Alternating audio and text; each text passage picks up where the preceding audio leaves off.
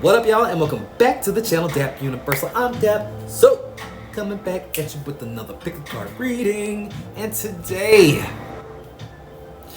we're looking at your reputation. What do people, by reputation I mean, what do people expect from you? How do they anticipate you to do based on what you've done in the past? So, yeah, real quick, we're going to do a pile selection by you looking at the images, whatever image that you resonate with, the first, the second, or the third. You'll find a corresponding reading in the timestamps below. And I was thinking that, like, when I was actually recording the readings, I do the intro last. If you didn't know, I do the intro last. It may be beneficial for some people, if you're drawn to it, to watch all the piles or just watch the piles in order, because it hit me at some point when I was putting this together. I was like, you know, we have different reputations for different, you know, groups of people that we hang around. Like, so like your reputation with your family would be different than your reputation with your friends or coworkers. So it's like you may get different vibes, or they may all fit for you. Just check it out. Just if you're drawn to it, this is your thing. This is for you. No rules here, but yeah, like the video if you can for me. Subscribe if you aren't subscribed. I go live every single day. I do this every fucking day, and I love doing it every day. But yeah, go ahead and pick out your piles, and I will see you in your reading later. Bye.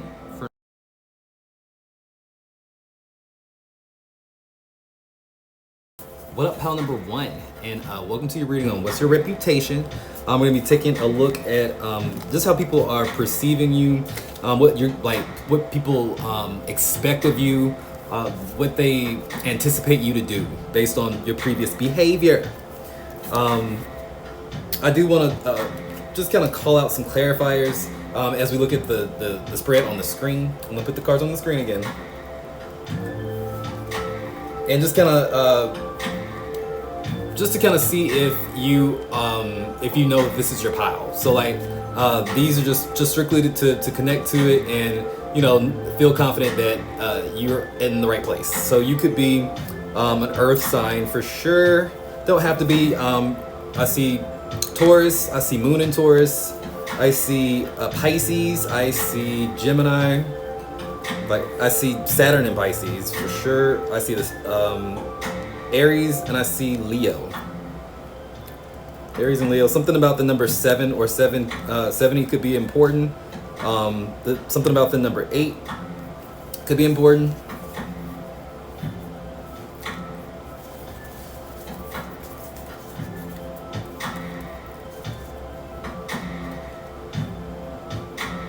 And I have these little oracle cards here that I made, and then we're gonna get into it. All right, so we have Living on Cloud 9.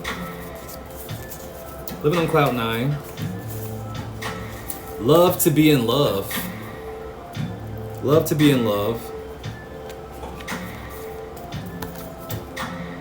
You're so beautiful. And looking for booty. So you may be very attractive. I can see that the Queen of Wands. You may be very physically attractive to like the opposite sex. And you may actually like attention too. Like it's not just like you're attractive. You also have like maybe a really, I don't know, like dramatic personality for some, but others it's like a very the word I want to use is almost like effervescent maybe. She's like she's not a live wire, but she's funny. It's like a light in the room. It's like life of the party or something like that. But there is a certain imbalance though, because people see you as a hopeless romantic, or somebody who at least appears to get a lot of attention from, say, potential admirers or lovers or whatever. But I want to, so that's your confirmations, I guess. But I do want to read you what this says, the fox, because you did kind of pull the energy of the fox as a spirit animal. So this is going to be like describing maybe how people see your reputation as a whole, or your reputation as a whole. But the fox is an earth totem, so you could be any earth sign, have your Venus in an earth sign for real. I'm getting a lot of Venus energy, like Venus in Taurus, Virgo, Capricorn. But it says smart, strong partner or mate, a wise teacher. So the fox is an enchanting creator with plenty of mystique to go around. Fox personalities are skillful in business and also make great teachers. They are quick to learn and adapt well to new situations. Foxes are ideal life partners as they commit to relationships for the long term, and their natural charisma keeps things exciting. Fox energy helps us stay true to the most dear to us. When this card appears, reconnect to those you love, because foxes don't do well when they slip away. When in balance, the fox is magical, ingenious, a teacher, and monogamous. When out of balance, the fox is sneaky and unsure of what it truly wants. To bring it back into balance, partnership and connection. All right. So some of you have been maybe alone for a while, and you may feel like you have maybe healed from whatever you need to heal from. But I feel like maybe jumping back into this energy of like, say, like wanting to date again, or getting back out there, because I feel like a lot of y'all have actually like not dated for a while, and now maybe this past year, past few months, you've actually started like getting back into the groove of things after, you know, a long time or a dry spell. And I feel like you are coming off as like, say, super attractive, like it's people are people can see it, people are definitely responding well, but it's like there's some kind of block energetically, because you do have the 8 of Cups that comes up, and it's in the negative with the World. It's like one of the biggest things that you're having to learn is about how to kind of call it quits, or like see things as they are, and call it quits when you need to, especially in the early stages. Because I do see the World that clarifies the 8 of Cups, which is about walking away. I do think that something about this six of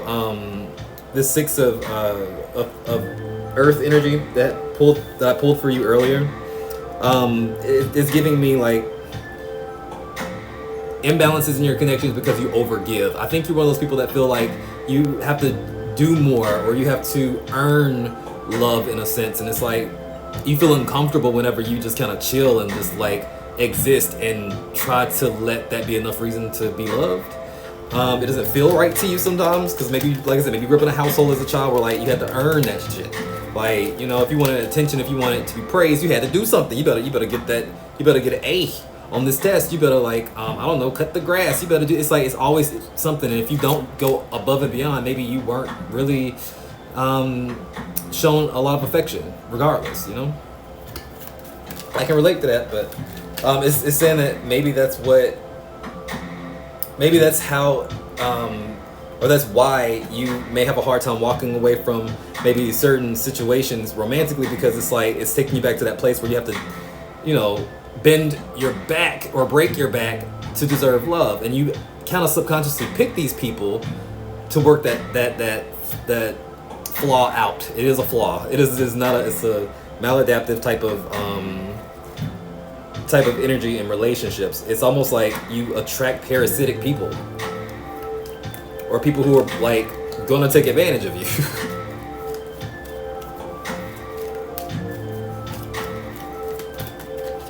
But I do see the positive.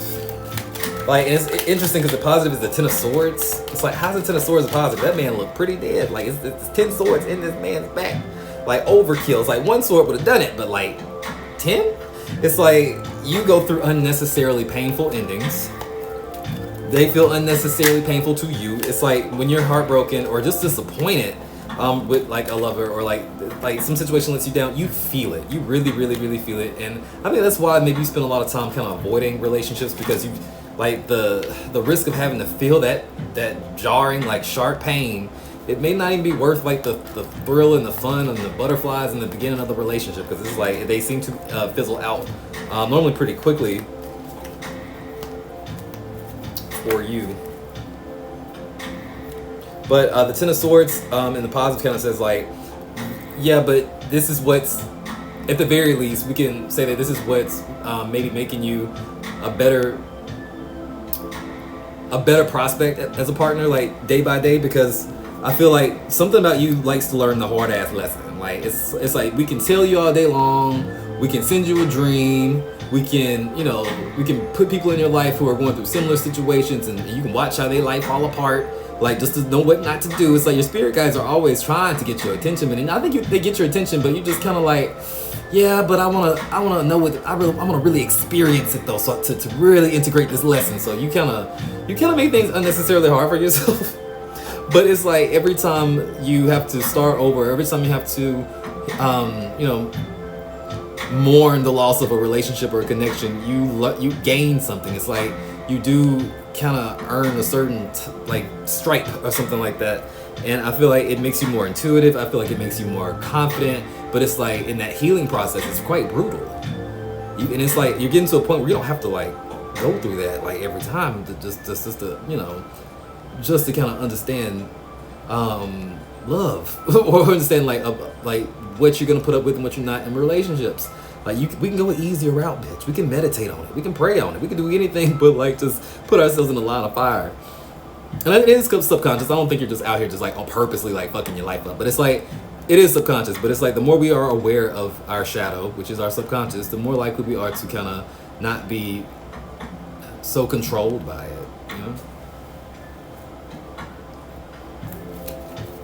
But you do have a reputation for somebody who is very loyal, someone who maybe is a hopeless romantic, but at the same time, you also seem to be a person that's kind of hard to catch. You're kind of hard to get a hold of. It's like if someone grabs your attention long enough and then are able to like take you out on dates and consistently see you, it's like that's a big thing, because it's like you, even if when you're kind of like a person, it's like unless they're like sending like some super like crazy strong signals and vibes, like you really just kind of are pretty aloof, like head in the clouds, la la la la la la, like not thinking about it, like phone ring, I don't feel like picking up, it's like, oh, I forgot who that is.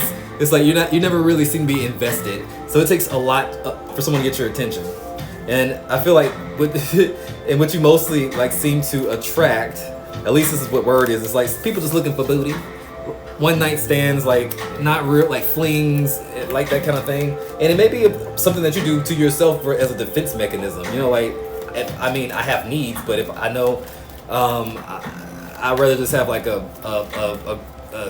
not so serious, no strings attached type of, just get some needs met. But the emotions, no.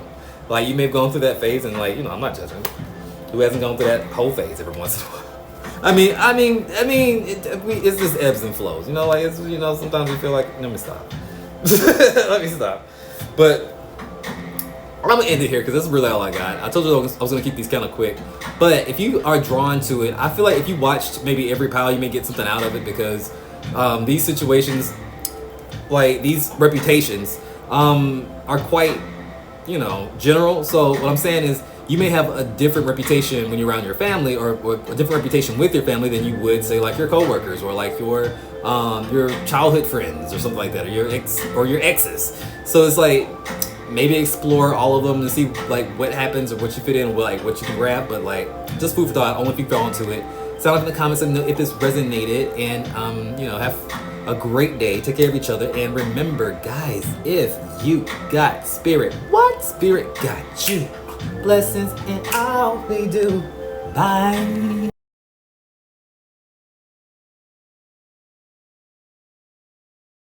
What up, pal number 2? Welcome to your reading on what's your reputation. What is your reputation? So what are people expecting of you, or what do people anticipate from you based on your actions from the past, I guess.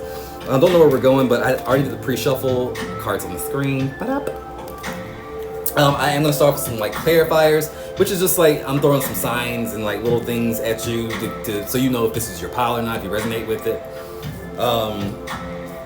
I can tell you may be Scorpio, have Venus in Scorpio. I see Gemini, I see Leo, I see Taurus, I see Mars in Gemini specifically, and Aquarius. Aquarius. The number 5 may be significant. The number 9 may be significant. Either like that's your life path number, or you're born on those days, like maybe the 9th or the 5th, or the 9th month of September, the 5th month of May. I don't know. But I'm getting a lot of water energy. You did pull the oyster out of this animal spirit guidebook. So we're gonna read the definition of the oyster, and that's gonna be kind of like maybe your baseline, what generally people see you as when it comes down to your reputation. Okay. It is a water totem with the oyster, an aphrodisiac, mind you. Ooh, you may be turning some people on. I don't know. But it says patient, secret keeper, hiding inner treasures. So the focus and determination of the oyster is unmatched. Anything an oyster personality puts their mind to, they achieve with grace and charm. The only problem is, oyster types often take for granted their gifts. They become shy or doubtful, and this can lead to withdrawing or protecting their deepest desires in life's work. When the oyster card appears, it's important to reveal your inner treasures and ask yourself, what is it that you've been hesitant to share? The world is waiting to see. When in balance, the oyster feels blessed and generous, and is masterful. When it's out of balance, the oyster is reluctant, it grips and clams up. To bring it into balance, share something. The oyster. So it's like saying that you are sitting on your gifts, taking your talents for granted. Like if you say you're gonna write that book, or you're gonna create that YouTube channel, or you're gonna make this business, or you're gonna sell this product or create this product, and you haven't yet, and because it's not I'm gonna wait till I read more about it, or I'm gonna wait till after maybe next year, because I think I'm gonna have a baby in between it, or I think I'm gonna wait until I find a man, or you know what, I think I'm just excuse. That's the oyster personality. That's the oyster bullshit. But because I see, and it's really interesting, because in the oracle cards I made, you have not afraid to shine. I'm cuter anyway. Sorry, not sorry. I'm cuter. And then we have lazy days. So what I get out of this is in your head, I feel like you know what you're capable of.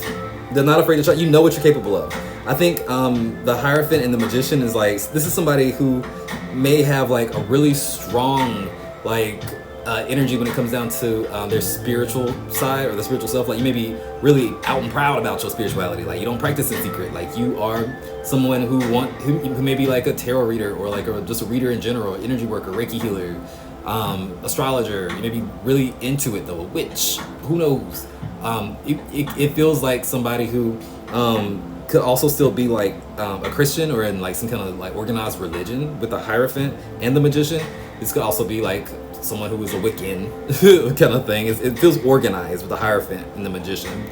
Doesn't have to be, but it gives me the vibe of someone who is very into some kind of tradition, dedicated.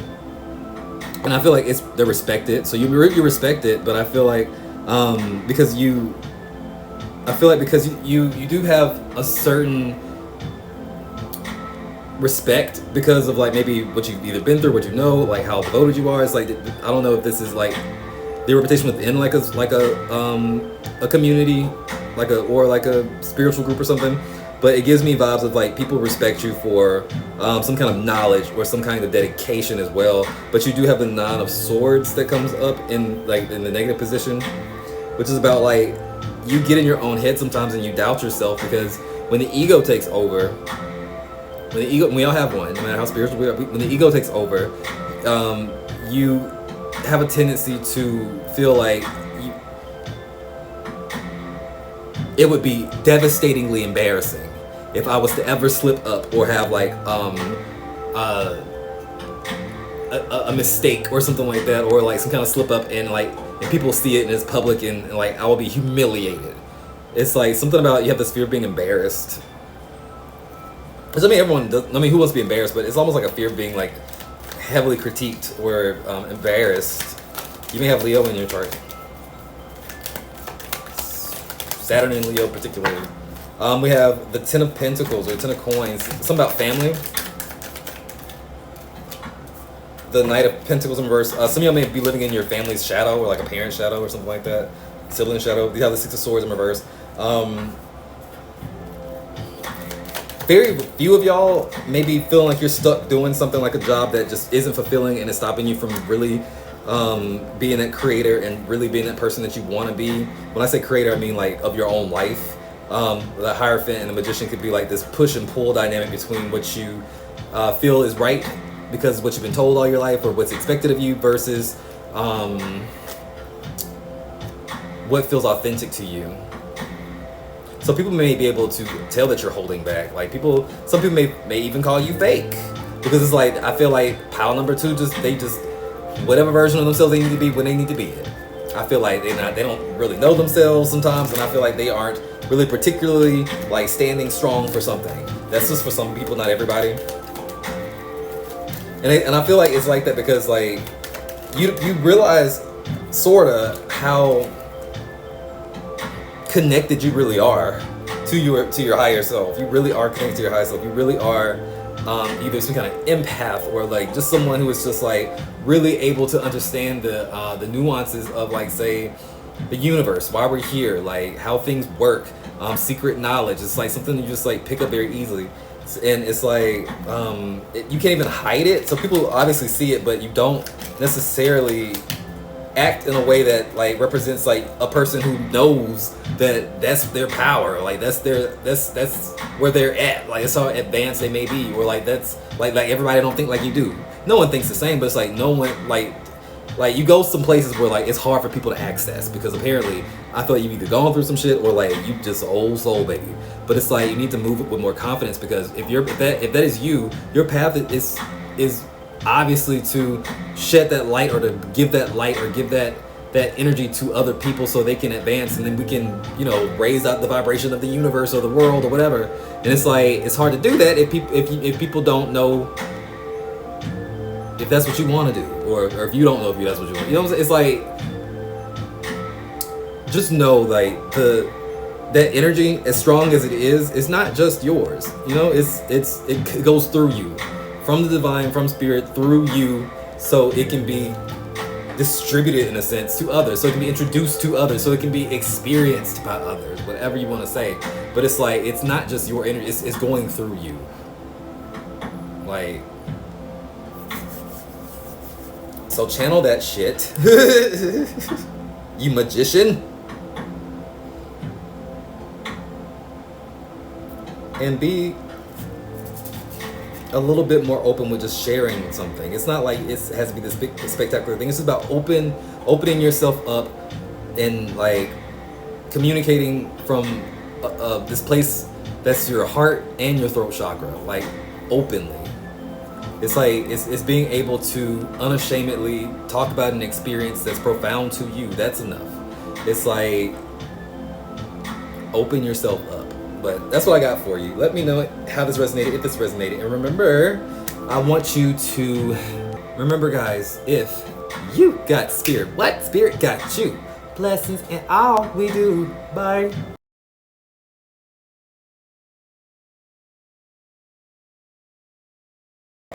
What up, pile number 3, and welcome to your reading. We're looking into what's your reputation. Yeah, so as I was telling the other piles, if drawn to it, may want to look at watch a little bit of all the piles to see if there's messages out of all of them, because these are going to look at just kind of like one kind of archetype, one specific idea of a reputation. Because I feel like when you are with different people, you may have different reputations, meaning that people may expect different things of you or anticipate different things of you based on what you've done in the past. Like your family may have you may have a different type of reputation with your family versus like your college friends or something, or like your co-workers. It's like it may be very different. So you may find that maybe some of it resonates, and then maybe things resonate in other parts of the video. I don't know, just food for thought. But I first want to give you some clarifications, confirmations, so you know that this is your pile. I felt some strong Scorpio energy with that Death and Judgment card. Death being the Scorpio card in the Major Arcana, and the Judgment being represented by Pluto, which is Scorpio energy, which is about you are bold, honest, a little bit intimidating, also a lot different. You have some kind of transformation. You feel like you have had this big transformation or this big life, this shift that's made you feel like you have had a metamorphosis or something. Like it's that deep. And it may have come from like maybe having some fucked up relationships. I see like Saturn and Libra in energy. I see Moon in Aquarius, Mars in Aries. So basically Aries, Aquarius, Capricorn, Libra, Scorpio is kind of like the energy I see. Which none of those feel very lovey-dovey, do they? They don't. So it's like you may kind of attract people who like mirror you or oppose you. It's like you like opposites attract type of energy is what you give me. And you have these oracle cards. We have new cycles and change. You may be a Libra or a Capricorn. You may have been born in October or January. Something about number 1 or 10 is important. You also have opposites attract, yin and yang. Like I said, you may really attract these karmic soulmates or whatever you want to call them, who are really just meant to show you fragments of yourself from a different perspective. Like I feel like the empath always attracts a narcissist at least once in a romantic relationship normally, or a close friendship, just so they can see their own energy. Because like a narcissist, the opposite of a narcissist is an empath and vice versa, right? So if the opposite of an empath is a narcissist, that means that they are the same energy, just on different sides of the spectrum. It's a different slide, right? It's like one's head, one's tail is a coin. So it's like, but it's the same energy because they're opposites. They're on the same spectrum. So I think we manifest that in a bunch of different ways in our personality, so we can see that in our shadow, that disowned self. So we can be repulsed by it, triggered by it, and reconcile with it, because we know the things that we don't like in someone else are just pretty much what we project onto them from ourselves, or like we attracted those types of people because we need to see that in ourselves. And usually those relationships end up falling apart.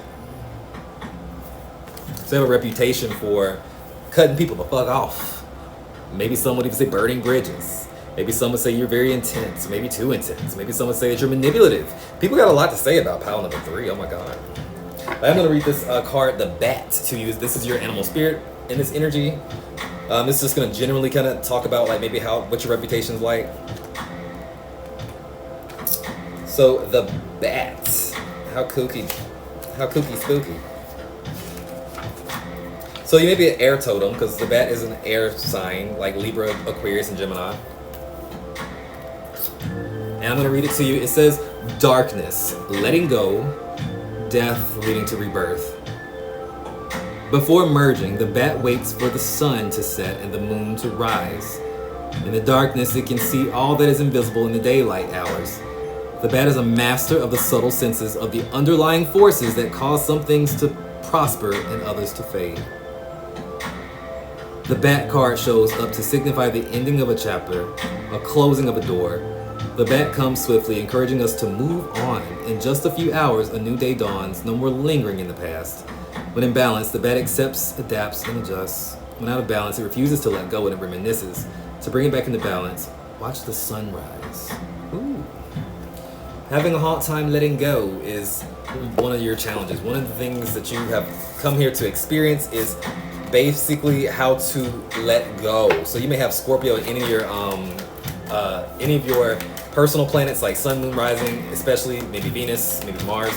But Scorpio would play a big energy, or maybe like an 8th house stellium is that energy to me. North Node in Scorpio, or North Node in the 8th house. That's a thing. But I'm seeing like Death and Judgment is someone who is like just radically changes and evolves. So you may have to some people you may have like a certain commitment phobe type of energy where like you don't like to commit to certain things, like maybe a job, or like you may have a hard time like working for other people, or like it's something like that. Also, you are a good judge of people and a good judge of a situation. So it's like I feel like you pick up on things that other people don't see, or like you notice things other people don't see. You're able to mentally take yourself to a darker place of like what could be going on with somebody that maybe other people aren't noticing. And it's like it can be painful sometimes or uncomfortable, but it's like you know that it's better to understand these things to just be, I don't know, love, light, and rainbows all damn day. You know, it's just so helpful. Like, you know. But the negative is the Seven of Swords. People can find you to be manipulative or over strategizing to kind of block yourself from people. I feel like you go ghost sometimes, or like you may like go above and beyond to like keep people out. And that Seven of Swords can come across as like sneaky or manipulative or like a little cold and like untrustworthy, but you're just trying to protect yourself. I see the Tower, and it's been the cause of a lot of situations. And the Ace of Wands in reverse, it's like this lack of living to an expectation or lack of reciprocation. A lot of things, it's like it's been something like on your side where like you have been, say, like the cause of like a that destruction or the breakdown of this relationship with the Ace of Wands in reverse because of like inability or a difficult time taking the correct action. But I feel like you freeze or like you run or like something like that. It's like you don't go out your way to hurt people. It's not that. It's like you either don't take action or you take the wrong action or something like that out of like some kind of anxiety. But it gives me very much like people can sometimes have you have a reputation of leaving a bad taste in some people's mouths because of that energy of like you don't connect to very easy. But you're very interesting. I think you're very interesting to people. It's almost like the more you try to push people out or block people, the more they kind of become infatuated with you and like, oh my god, there's something so mysteriously sexy about pile number 3. It's like that. But the positive, you have the Two of Wands. Now you are good with a plan. You are sticking to a plan. You are good at with your own devices. At your own devices, like you can really like pursue something. Like you've never had a hard time keeping your determination if it was something that you wanted. I feel like the Queen of Wands resonating. I'm clarifying that with the Six of Cups. It's like you've always had this fire to you, this certain like I need to be first, or like I need to go ahead and just, I'm not waiting on nobody. I'm gonna go ahead and do it. It's like you have a certain Mars type of energy because it's very masculine. Even if you're feminine, it's still very masculine. So the Queen of Wands is the most masculine queen in the court cards because she's fire and water. And I feel like the Emperor is actually fire energy, so she's more attuned to like that yin yang thing. But she has a lot of masculine energy, but especially compared to like say the Queen of Cups, which is all water. So it's like you're feminine still. That's what I'm trying to say. You still have these qualities of feminine energy of nurturing and being artistic and sensual. It's kind of how it like translates to me is like sensual, with that fire added to it, water and fire. It's like you have this femininity, whether you're male or female. You have this sensuality, this creativity, but it's like you have enough ambition with the fire energy to go get it, to get it. You don't sit there and just wait for it to come to you. No, you go get it and keep getting it. And that's what makes you change. Like people don't know what to expect from you. I think you're the most enigmatic pile we've had. So good for you. I like this energy. Sound off in the comments if this resonated. How this resonated. You know, be kind to each other. And thank you so much for joining me here today. Like the video if you want to. And remember, guys, if you got spirit, what spirit got you? Blessings and all we do. Bye.